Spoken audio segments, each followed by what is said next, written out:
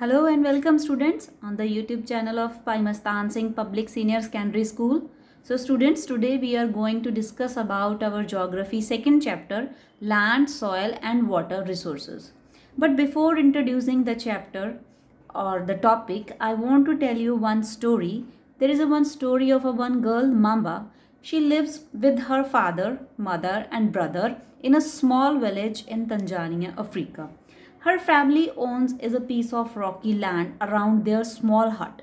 Mamba's father can barely grow some maize and beans on it after toiling hard.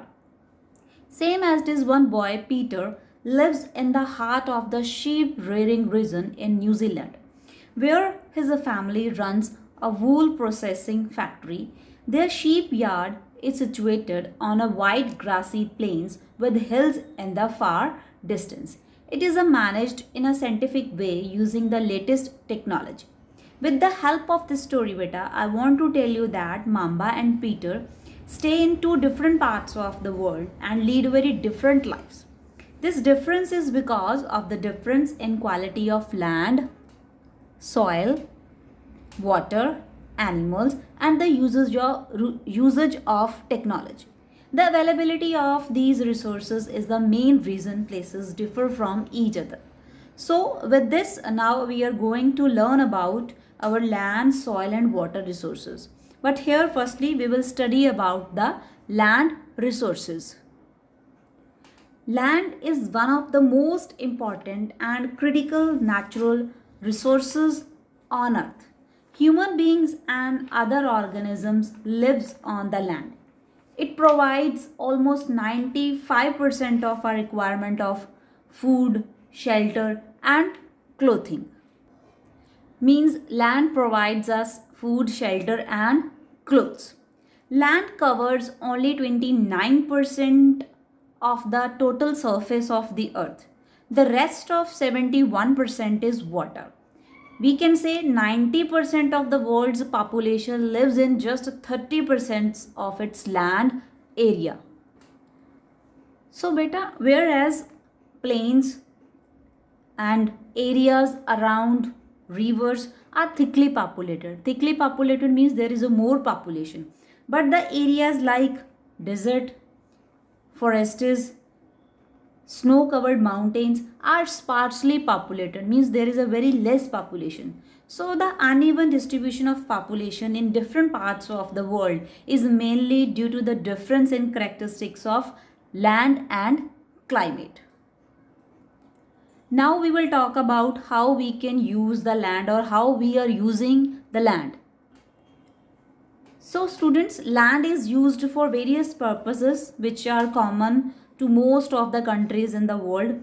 Land is used for different purposes such as agriculture, forestry, construction work, mining, etc. Land is used for these purposes depending on various factors like topography, global climate, water like minerals are there, mining, etc. Now students, that land we can use on the basis of some classifications are there. So under that, first is the arable land. Arable land means the land which is suitable for cultivation. Next is pasture land, means which land we can use for grazing the livestock, grazing the animals. Next is the fallow land. Fallow land means which land left unused for the seasons to be cultivated later. After that, next is cultivable wasteland, which means that land can be cultivated but has been lying fallow for more than 5 years. And last is the forests and non-agricultural land. The land use of a place depends on the changing needs of the people, culture of the people, and future interests of the community. For example, increase in population, a country needs more food and hence more land has to be used under cultivation.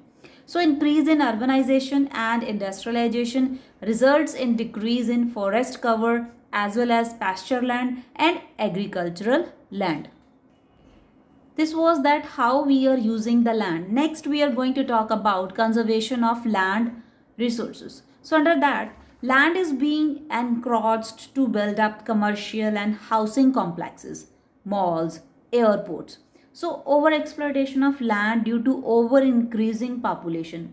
Increasing population has resulted in degradation of land, causing soil erosion, desertification. So there are several measures which need to be taken so that how we can conserve the land resources. And that first is unplanned cutting of trees should be checked.